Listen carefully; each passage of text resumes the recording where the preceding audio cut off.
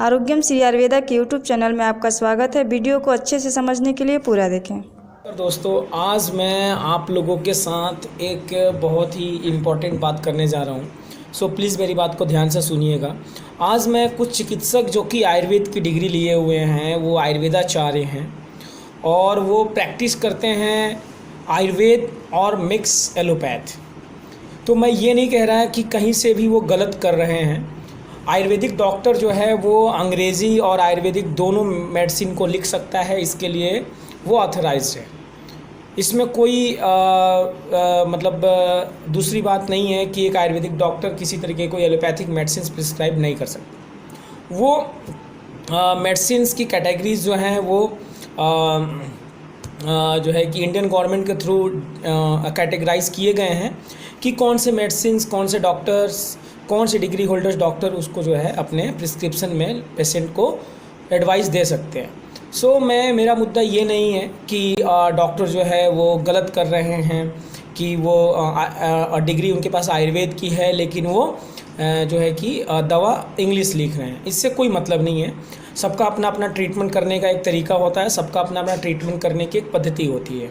कोई डॉक्टर जो है वो एलोपैथ को फॉर द अर्ली रिज़ल्ट के लिए यूज़ करता है कि क्विक रिलीफ हो जाए पेशेंट को, और साथ में आयुर्वेदिक मेडिसिन भी चलाता है। तो मैं इस मुद्दे पर बिल्कुल भी कोई बात नहीं करने जा रहा कि वो क्या करते हैं, लेकिन मेरी नाराज़गी है उन आयुर्वेदिक चिकित्सक से as a citizen of India. Actually मैं एक बात पूछना चाहता हूँ, और मैं एक हेल्थ सेक्टर कंपनी में एक बहुत ही रिस्पॉन्सिबल ओहदे पे काम करता हूँ। तो इस चीज़ के बाबत जो है मुझे एक प्रश्न मुझे उन डॉक्टर से भी पूछना है एंड उस पेशेंट से भी पूछना है जो लोग इस तरीके की बात करते हैं। डॉक्टर्स क्या कर रहे हैं आयुर्वेद का। एक्चुअली मैं वाराणसी जो है वो आयुर्वेद की नगरी मानी जाती है। एक्चुअली आयुर्वेद का जो है कि प्रवर्तक शहर माना जाता है। आयुर्वेद के जो प्रवर्तक रहे हैं भगवान श्री धन्वंतरी, इवन वो बनारस के ही राजा थे और बनारस में ही पैदा हुए थे। तो बनारस जो है वो कहीं ना कहीं आयुर्वेद के ज्ञानियों से भरा हुआ है। तो यहाँ पे बहुत सारी महाज्ञानियों से मेरी पिछले कई सालों से बात होती है। तो वो कहीं ना कहीं एक बात कह ही देते हैं छूटते ही कि विनीत जी, ऐसा है कि आयुर्वेद को ख़त्म करने में, आयुर्वेद की जो आज सम्मान है उसको ख़त्म करने में कहीं ना कहीं हमारे आयुर्वेद के चिकित्सकों का हाथ है, जो कि आयुर्वेदिक डॉक्टर होते हुए भी उन्होंने डिग्री लिया है आयुर्वेद का, उन्होंने BMS किया हुआ है, पढ़ाई सारी आयुर्वेदिक ट्रीटमेंट के लिए किए हैं, लेकिन जब वो प्रैक्टिस में आते हैं तो वो क्या करते हैं, मतलब इजी वे के लिए, आसानी के लिए वो अंग्रेजी एलोपैथिक मेडिसिन की प्रैक्टिस शुरू कर देते हैं। या बहुत होता है तो अपनी साँख बचाने के लिए 4-5 एलोपैथिक मेडिसिन, और साथ में एलोपैथिक मेडिसिन जैसी ही गुण रखने वाली, ये बहुत ही ये जो लाइन बोला मैंने अभी, इसको मैं एक वीडियो में कैटेगराइज करूंगा, जिसको कि हम आजकल आयुर्वेदिक प्रॉपर्टी मेडिसिन के नाम से जानते हैं। आप बहुत सारे मेडिसिन देखोगे आयुर्वेद की जिस पे दो सेंटेंस लिखे होते हैं। एक पे लिखा होता है डायरेक्ट आयुर्वेदिक मेडिसिन एंड दूसरे पे लिखा होता है आयुर्वेदिक प्रॉपर्टी मेडिसिन। तो ये दोनों शब्द का आपस में एक बहुत बड़ा कंट्राडिक्शन है कि what is the definition of Ayurvedic medicine and what is the definition of Ayurvedic proprietary medicine। So ये बहुत ही सोचने वाली बात है। इस पे भी मैं कभी वीडियो बनाऊंगा। अगर आप लोगों ने बोला तो मैं इस पे ज़रूर वीडियो बनाऊंगा कि क्या मतलब होता है इसका। तो आज का मुद्दा हमारा ये नहीं, आज का मुद्दा ये है कि वो डॉक्टर, जो लोग आयुर्वेद के डॉक्टर हैं और अपने आप को काफ़ी रिनॉन्ड डॉक्टर कहते हैं, वो जो है बड़े बड़े शहरों में भारत के बैठे हुए हैं, अपनी प्रैक्टिस कर रहे हैं, और इवन प्रचार प्रसार उनका काफ़ी अच्छा है। हर शहर से जो है कि काफ़ी अच्छा उनके यहाँ मरीज़ भी जा रहे हैं, पेशेंट भी जा रहे हैं।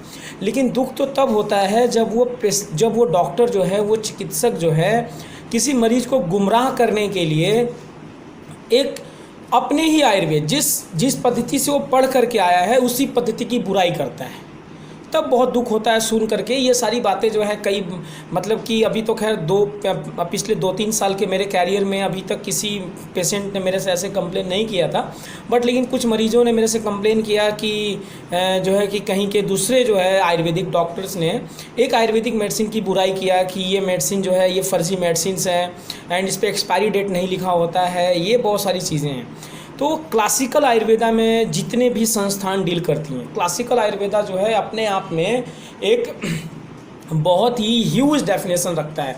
क्लासिकल आयुर्वेदा जो होता है बेसिकली वो आयुर्वेदा है जिस आयुर्वेदा में प्रैक्टिस करने के लिए चिकित्सक को बहुत दिमाग, बहुत ही माइंड का यूज़ करना होता है, बहुत समय लगता है। और क्लासिकल आयुर्वेदा का जो प्रैक्टिस है वो किसी आम वैद्य की बस की बात नहीं है। क्लासिकल आयुर्वेदा वो आयुर्वेदा है जिसको पर्चे पे लिखने के लिए, जिसको प्रिस्क्रिप्शन देने के लिए, उन मेडिसिन्स की एडवाइस देने के लिए डॉक्टर को अपना मेंटल वर्क बहुत ज़्यादा करना होता है। इवन घंटों 1.5 घंटे लग जाते हैं। दिन भर में 10 से 12 मरीज़ को ही डॉक्टर जो है वो देख पाता है क्लासिकल आयुर्वेदा में। एंड मैं जिस संस्था में मैं हूँ अभी मैं जिस कंपनी में हूँ, ये कंपनी पूर्ण रूप से क्लासिकल आयुर्वेदा में डील करती है, पूर्ण रूप से। हमारे यहाँ पेटेंट औषधि जो हैं आयुर्वेद की कुछ हम लोग यूज़ करते हैं, वो भी बहुत रेयर ऑफ रेयरेस्ट, बट लेकिन 99% जो हमारी आरोग्यम है, ये आरोग्यम डील करता है क्लासिकल आयुर्वेदा में। क्लासिकल आयुर्वेदा का मतलब वो आयुर्वेदा जिस आयुर्वेद के बारे में हमारे धर्म और मतलब हमारे ग्रंथों में, हमारे वेदों में जिस आयुर्वेद का वर्णन है। तो जब हम उस आयुर्वेद की बात करते हैं तो वो आयुर्वेद, अभी थोड़ा सा मुद्दे पे आता हूँ मैं। कुछ डॉक्टर्स ने जो है लोगों को बहकाना शुरू कर दिया है, हैं तो आयुर्वेद के डॉक्टर, इवन वो सब कुछ जानते हैं कि आयुर्वेदिक मेडिसिन एक्सपायर नहीं होती हैं, आयुर्वेदिक मेडिसिन की कुछ कैटेगरी हैं जो कभी एक्सपायर नहीं होती हैं। अभी जो आयुर्वेदिक प्रॉपर्टी मेडिसिन की जो चलन आ गई है ना, वो एक्सपायर होती है। मैं उसके बारे में मैं ज़्यादा जानकारी नहीं रखता हूँ क्योंकि हम लोग उसमें डील नहीं करते हैं, बट लेकिन उस पर देखा है मैंने कुछ आयुर्वेदिक जो है कि प्रिजर्वेटिव वगैरह डालते हैं वो लोग, उसको मशीनी प्रक्रिया से गुजारते हैं, तो उस पर वो लोगों ने एक्सपायरी लिखना शुरू कर दिया है। तो मैं इसमें 2-4 पॉइंट्स पे बात करूँगा। पहला पॉइंट्स ये है कि बहुत लोगों का प्रश्न होता है कि आयुर्वेदिक मेडिसिन एक्सपायर होता है कि नहीं है। तो एक पेशेंट ने मुझसे ये प्रश्न किया, तो मुझे लगा कि हो सकता है बहुत सारे और ऐसे लोग हैं जिनके मन में ये दुविधा चल रही होगी कि आयुर्वेदिक मेडिसिन जो है वो एक्सपायर होती है कि नहीं। तो आज मैं ऑफिशियली आरोग्यम श्री आयुर्वेदा के इस यूट्यूब चैनल से, जो कि हमारा ऑफिशियल चैनल है, यहाँ से मैं विनीत अग्रवाल, मार्केटिंग डायरेक्टर आरोग्यम श्री आयुर्वेदा, आज मैं ऑफिशियली इस बात को जो मैं बताने जा रहा हूँ ज़रा ध्यान से सुनिएगा। देखिए, आयुर्वेदिक मेडिसिन जो हैं वो कभी एक्सपायर नहीं होती, वो पुरानी होती हैं। जैसे अगर आप चावल है, आपके घर में चावल होगा या गेहूँ होगा, अगर आप चावल और गेहूँ को ड्रम में बंद करके रख देते हैं अगले 10 साल के लिए, तो क्या वो एक्सपायर हो जाएगा? नहीं, ऐसा नहीं है। पुराना हो जाएगा, हो सकता है उसका गुण धर्म बदल जाए, हो सकता है कि वो जो है उसमें घून लग जाएं, उसमें कीड़े लग जाएं, लेकिन एक्सपायर का जो शब्द होता है, बेसिकली जो एक्सपायर वर्ड है, एक्सपायर का मतलब होता है कि वो डेड कर चुका है और वो किसी काम का नहीं है। अगर उसको हम अब बॉडी में इंटेक लेते हैं, करते हैं, तो उसका जो इफ़ेक्ट है वो रिवर्स इफ़ेक्ट होगा, मतलब कि साइड इफ़ेक्ट हो जाएगा। और आयुर्वेद की कोई ऐसी साइड इफ़ेक्ट नहीं है जो हमारी बॉडी को इस तरीके से हार्म करे कि हमारी जीवन, हमारा मरने और जीने की जो है कि दुविधा पैदा हो जाए। तो मुद्दा ये है कि आयुर्वेदिक मेडिसिन जो हैं वो एक्सपायर नहीं होती, तो फिर कंपनियों ने एक्सपायर लिखना क्यों शुरू कर दिया? कुछ कंपनीज जो हैं वो आयुर्वेदिक मेडिसिन पे अपने आयुर्वेद एक्सपायर डेट लिखती हैं, तो वो जस्ट फॉर एक मार्केटिंग स्टंट है, आप कह लीजिए। अभी भी दुनिया की जो सबसे बड़ी आयुर्वेदिक कंपनी है, उनके मैं 1000 नहीं, मतलब जब जितना बोलोगे आप उतना प्रोडक्ट्स दिखा सकता हूँ। किसी पे नो एक्सपायरी डेट, किसी पे एक्सपायरी डेट है भी तो 10 साल के लिए है। अब आप समझ सकते हो कि 10 साल के लिए अगर किसी प्रोडक्ट पे एक्सपायरी डेट लिखा हुआ है तो इट मीन्स कि वो एक्सपायर नहीं होगा, और 10 साल तक के लिए कौन सी दवा बचेगी। किसी पे 5 साल के लिए। अब आते हैं, बात करते हैं आयुर्वेदिक प्रॉपर्टी मेडिसिन या पेटेंट मेडिसिन की, जिनको कि हम आयुर्वेदिक मेडिसिन की श्रेणी में रखे हुए हैं। आप कह लीजिए कि बड़ी दुविधा की बात है कि इस तरीके के पेटेंट मेडिसिन को भी, जिसमें केमिकल ऑलरेडी यूज़ किया जा रहा है, प्रिजर्वेटिव यूज़ किया जाता है, उसको भी हमने आयुर्वेद की कैटेगरी में रखा हुआ है। तो ये अब हमारे ऊपर जो बैठे हुए हैं, हमसे जो ज्ञानी लोग हैं, जो काफ़ी विद्वान लोग हैं, जो इस पर रिसर्च कर रहे हैं, ये उनका जो है कि लिया हुआ एक डिसीज़न है कि हम ऐसा कर सकते हैं। ये भी आयुर्वेदिक प्रॉपर्टी मेडिसिन भी आयुर्वेदिक मेडिसिन के नाम से ही जानी जाएंगी।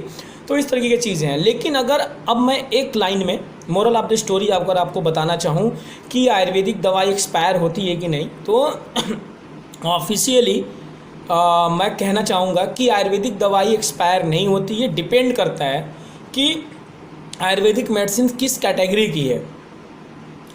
अगर आशा वरिष्ठ की बात किया जाए आयुर्वेद में, तो आशा वरिष्ठ जो है वो कभी एक्सपायर नहीं होता। आप उसको जितना ज़्यादा दिन रख सकते हो, जितना ज़्यादा पुराना करोगे, उतना ही ज़्यादा उसका जो वर्क एफिशिएंसी है वो बढ़ता चला जाता है।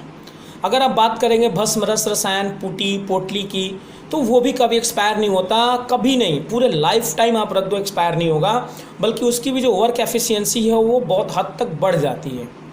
तो ये बात है। लेकिन दुख इस बात का है कि कुछ आयुर्वेदिक डॉक्टर जो हैं इस बात को जानते हुए भी अपने क्षण भर के फ़ायदे के लिए, क्षणिक लाभ के लिए, अपने ही आयुर्वेद जिसमें कि उन्होंने डिग्री लिया हुआ है उसी को बदनाम कर रहे हैं कि आयुर्वेदिक दवाइयाँ एक्सपायर होती हैं। मतलब अपनी प्रैक्टिस जो वो अंग्रेज़ी प्रैक्टिस कर रहे हैं आयुर्वेदिक डॉक्टर। देखिए, अगर एक एलोपैथिक डॉक्टर, अगर एक MBBS डिग्री होल्डर डॉक्टर अगर ऐसी बात कहता, और इवन बहुत बार लोगों ने बोला है, मैंने आज तक कभी वीडियो रिकॉर्ड नहीं किया, मैंने नहीं बनाया आज तक, मुझे नहीं लगा, चलो ठीक है यार, वो तो उनका काम है कहना, हम उनको कहते हैं वो हमको कहते हैं।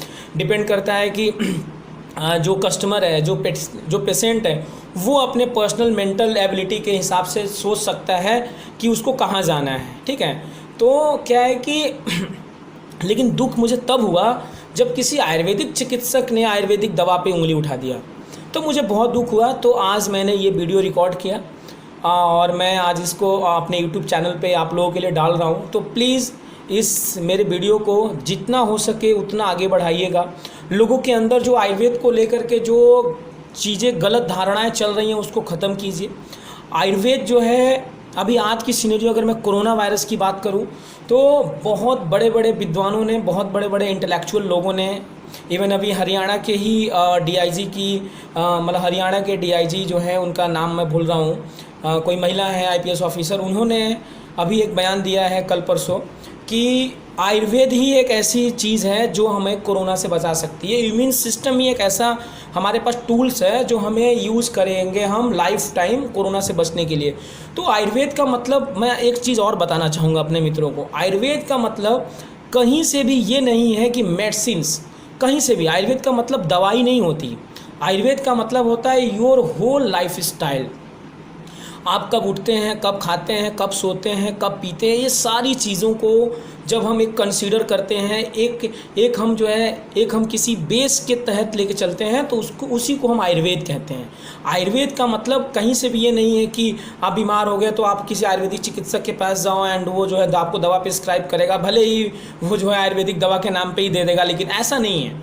आयुर्वेदिक दवाइयों की ज़रूरत तब पड़ती है जब इंसान किसी अपने लाइफस्टाइल को इतना ज़्यादा ख़राब कर लेता है कि वो किसी एक हल्के से सिम्टम्स से जो है कि जूझने लगे, तब जा कर के। और आयुर्वेदिक एक चीज़ और, कोई भी आयुर्वेदिक डॉक्टर अगर नाड़ी परीक्षण किए बिना अगर आपकी चिकित्सा करता है, अगर आपके दोष को डायग्नोसिस किए बिना चिकित्सा करता है, तो भी वो गलत काम कर रहा है। क्योंकि आयुर्वेद का जो मूल सिद्धांत है वो 3 चीज़ों पे चलता है, वात पित्त और कफ। और वात पित्त और कफ जो है उन्हीं तीनों को डायग्नोस करने के बाद एक आयुर्वेदिक चिकित्सक इस नतीजे पर पहुंचता है कि इनको किस कैटेगरी की कौन सी मेडिसिन दी जाएगी, ठीक है। अलग बात है कि 5 व्यक्तियों को खांसी हो रही हो, लेकिन पांचों व्यक्ति की दवाइयाँ अलग अलग हो सकती हैं, लेकिन ऐसा जो है कि उसमें नहीं है। और चलिए, तो फिर अब मैं लास्ट में आप लोगों से और भी कुछ जानकारियाँ दूंगा आयुर्वेद के बारे में।